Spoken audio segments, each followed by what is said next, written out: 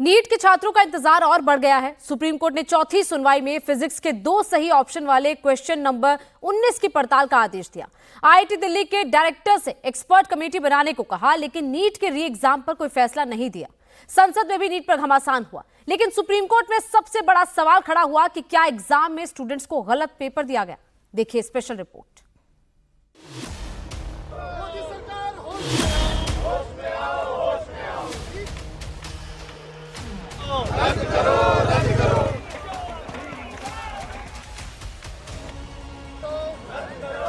NEET re exam की supreme सुनवाई में आज पेपर लीक का हर चैप्टर खुला।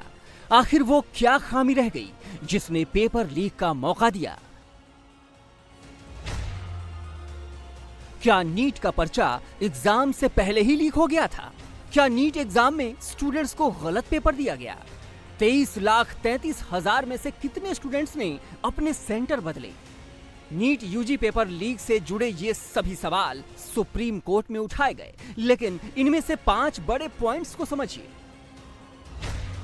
ये साफ है कि पेपर 4 मई की रात से पहले लीक हुआ, लेकिन कहां से हुआ ये जवाब मिलना बाकी है। नीट पेपर लीक हुआ ये साफ है, लेकिन सवाल है कि इसका दायरा कितना बड़ा है। 3,300 से ज्यादा स्टूडेंट्स को गलत पेपर दिया गया, लेकिन गलती कैसे हुई पता नहीं। नीट का पेपर 24 अप्रैल को डिस्पैच हुआ और 3 मई को बैंक में पहुंचा। इस दौरान किन किन लोगों के हाथों में रहा पता नहीं। क्या सीकर में पेपर लीक की वजह से छात्रों ने अच्छा प्रदर्शन किया? पेपर लीक पर दिल्ली में सुप्रीम सुनवाई का रूट भी हजारीबाग तक पहुंचा। हजारीबाग से पेपर लीक हुआ है। पटना में लीक पकड़ा गया। जांच रिपोर्ट में कहा गया कि मैसेज लगभग 100 लोगों के भेजे गए थे, लेकिन आज तक ये पता नहीं चला कि पेपर लीक कहां से हुआ। सुप्रीम कोर्ट ने कहा कि अगर पेपर लीक 4 मई की रात को हुआ तो जाहिर है कि लीक ट्रांसपोर्टेशन के दौरान नहीं, बल्कि स्ट्रॉन्ग रूम वॉल्ट से पहले हुआ। लेकिन हमारे पास अभी तक ये बताने के लिए कोई सबूत नहीं है कि पेपर लीक कितना व्यापक था और पूरे देश में फैला था। गुजरात की एक लड़की कर्नाटक के बेलगावी तक गई और उसे 705 अंक मिले, लेकिन वो 12वीं फेल हो गई। सीकर में भी गड़बड़ी को लेकर सवाल उठे। दावा किया गया कि नेशनल लेवल पर हर 1000 में से 6 लोगों के एवरेज 650 अंक से ऊपर स्कोर किया गया, जबकि सीकर में हर 4 में से 1 कैंडिडेट ने 650 से ज्यादा स्कोर किया है। सीकर में 700 से ऊपर 8 कैंडिडेट्स, 650 से ऊपर 69 कैंडिडेट्स, 600 से ऊपर 115 कैंडिडेट्स, 550 से ऊपर स्कोर करने वाले 241 कैंडिडेट्स हैं। सवाल सिर्फ सीकर के सेंटर्स को लेकर ही नहीं उठाए गए, बल्कि गुजरात के राजकोट के एक सेंटर पर भी सवाल उठाए गए। इस सेंटर में 12 कैंडिडेट्स ने 700 से ऊपर, 115 ने 650 से ऊपर मार्क्स हासिल किए हैं। सुप्रीम कोर्ट में सीकर के सेंटर्स पर सवाल क्यों खड़े किए गए, इसकी वजह भी बताई गई। दरअसल सिटी कोऑर्डिनेटर ही इन स्कूलों के ऑनर हैं। ये प्राइवेट स्कूल हैं।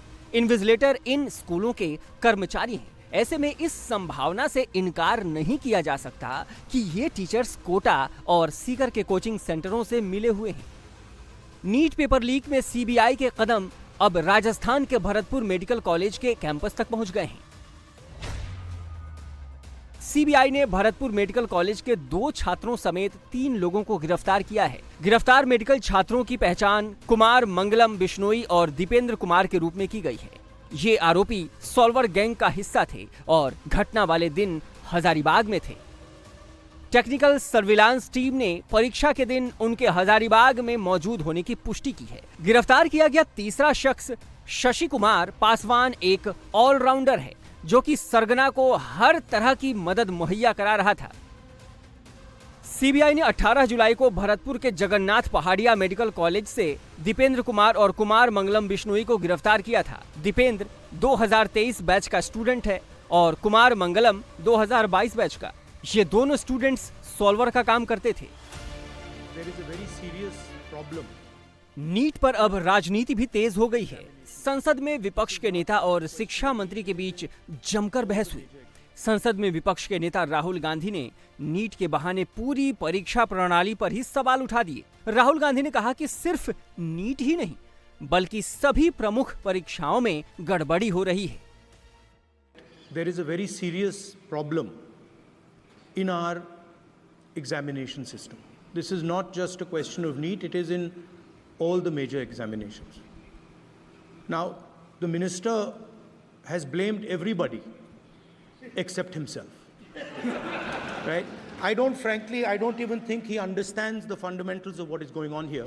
The issue is that there are millions of students in this country who are extremely concerned at what is going on and who are convinced that the Indian examination system is a fraud.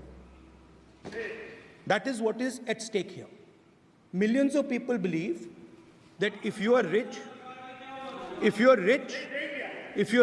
and if you have money, you can buy the Indian examination system. What exactly are you doing to fix this issue at a systemic level? Rahul Gandhi के बयान पर पलटवार करते हुए शिक्षा मंत्री धर्मेंद्र प्रधान ने कहा कि झूठ केवल चिल्लाने से सच नहीं हो जाता। विपक्ष के नेता का ये कहना कि देश की परीक्षा प्रणाली बकवास है, ये बेहद निंदनीय है। जो शिक्षा है, मेरे जो संस्कार है, मेरे जो सामाजिक जीवन है, मेरे को मेरे राज्य की, मेरे सूबे की जनता की स्वीकृति मिली है। मैं किसी की, मेरे बौद्धिक और मेरे संस्कार की सर्टिफिकेट मेरे को सारी सदन में किसी से नहीं चाहिए। देश की प्रजातंत्र में चुन के मेरे नेता प्रधानमंत्री मोदी जी को प्रधानमंत्री की भूमिका दिया है। मैं उनकी निर्णय से यहाँ उत्तर दे रहा हूँ सदन को। बाकी ये कहना चिल्लाने से सच झूठ नहीं हो जाएगा साहब। ये जो कहा गया देश की अभी की एग्जामिनेशन सिस्टम रबिश है सर, इससे दुर्भाग्यजनक बयान देश की नेता प्रतिपक्ष का कुछ नहीं हो सकता है सर। मैं कठोर शब्द से इसको निंदा करता। सपा अध्यक्ष अखिलेश यादव ने कहा कि ये सरकार और कोई रिकॉर्ड बनाए ना बनाए, पेपर लीक का रिकॉर्ड जरूर बनाएगी। जब तक ये शिक्षा मंत्री रहेंगे बच्चों को न्याय नहीं मिलेगा। इसके जवाब में शिक्षा मंत्री धर्मेंद्र प्रधान ने कहा कि कुछ ही जगहों पर गड़बड़ी हुई है। सीबीआई मामले की जांच कर रही है, जो एक प्रोसेस है। अध्यक्ष महोदय, ये सरकार किसी और का रिकॉर्ड बनाए ना बनाए, लेकिन पेपर लीक का रिकॉर्ड जरूर ये सरकार बनाएगी। अध्यक्ष महोदय, मुझे इसके बैकग्राउंड में नहीं जाना है कि अध्यक्ष महोदय, मुझे बैकग्राउंड में नहीं जाना है कि कब कैसे किस संस्था को बनाया गया है। पूरे देश के छात्र इस पे आंदोलित थे। लगातार अखबार और सीबीआई की जांच के बाद चीजें सामने आ रही हैं, लोग पकड़े जा रहे हैं, जेल भेजे जा रहे हैं। कि अभी सुप्रीम कोर्ट में जो चल रहा है केस, सुप्रीम कोर्ट ने ऑर्डर दिया पूरा विद्यार्थियों की सूची को वेबसाइट में उपलब्ध करा दो।